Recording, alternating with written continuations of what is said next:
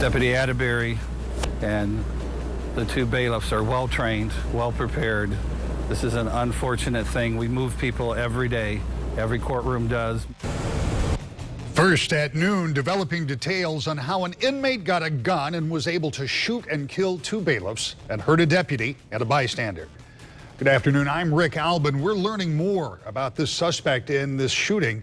My colleague Casey Jones is anchoring our coverage live from St. Joseph today, where that tragedy played out almost 24 hours ago. Casey?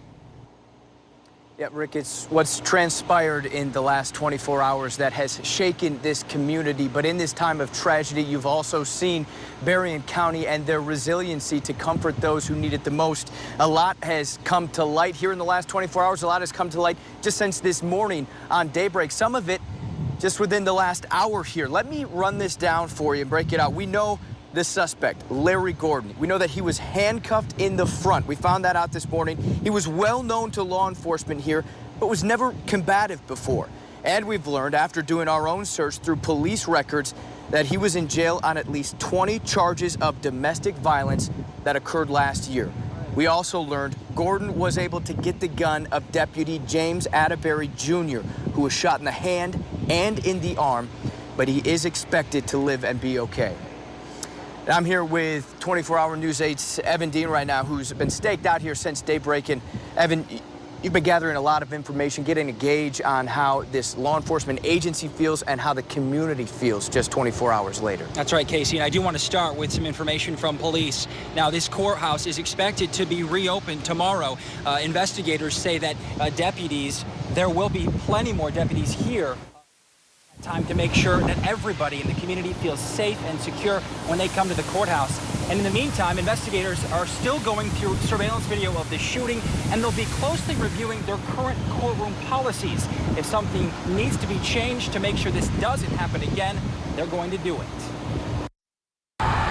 As the sun rose behind a flag half-staff at the Berrien County Courthouse, it marks the end of a sleepless night for many in this community, especially Sheriff Paul Bailey. Our hearts are broken for their families and for their kids at this point. Retired cops and courtroom bailiffs Joseph Sengaro and Ronald Kenzel both shot and killed in the chaos. They just did great things in our community, both of them. This morning, we learned the gunman, Larry Gordon, was handcuffed in the front. The sheriff says that's standard procedure here when a suspect goes to court. But Gordon was still able to wrestle a gun away from Deputy James Atterbury Jr. before shooting the deputy and 3 others. I don't want to get into those details now. No, it's not an easy thing to do. Gordon was then taken down by other bailiffs and officers. The sheriff today called those men heroes. They ran to where shots were being fired, and this could have been a lot worse without them being so brave. In the meantime, during this dark time, the bright side of this community is shining through. We watched today as total strangers shared hugs with the sheriff and as several people scrawled messages and dropped flowers at this makeshift memorial. I prayed for them, for their family. I thought I had to do it.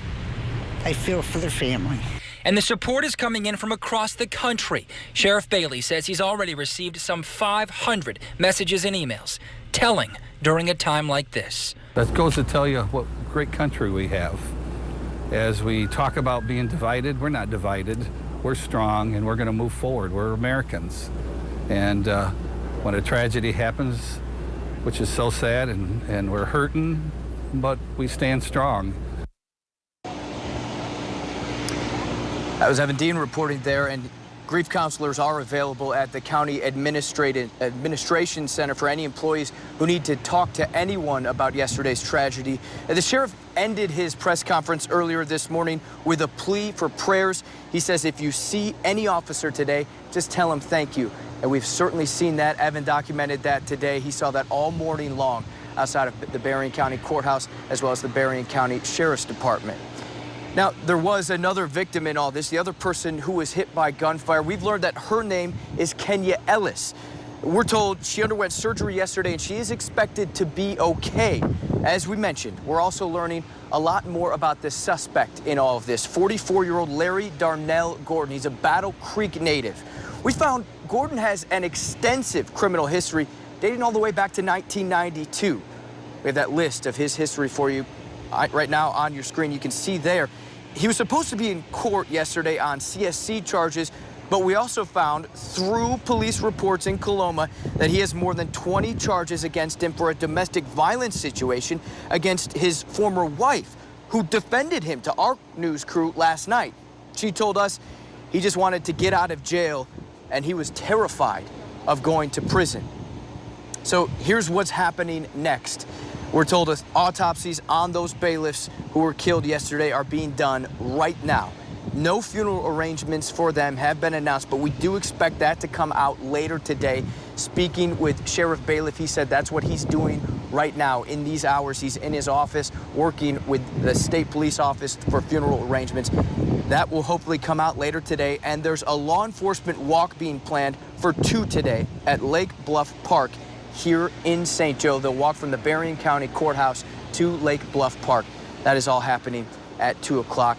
And certainly, Rick, when we talk about the community here in Berrien County and St. Joseph rallying around this group of law enforcement who need that support so much right now, Sheriff Bailey also telling us in this press conference that he's seen it from around the country, his inbox flooded with support.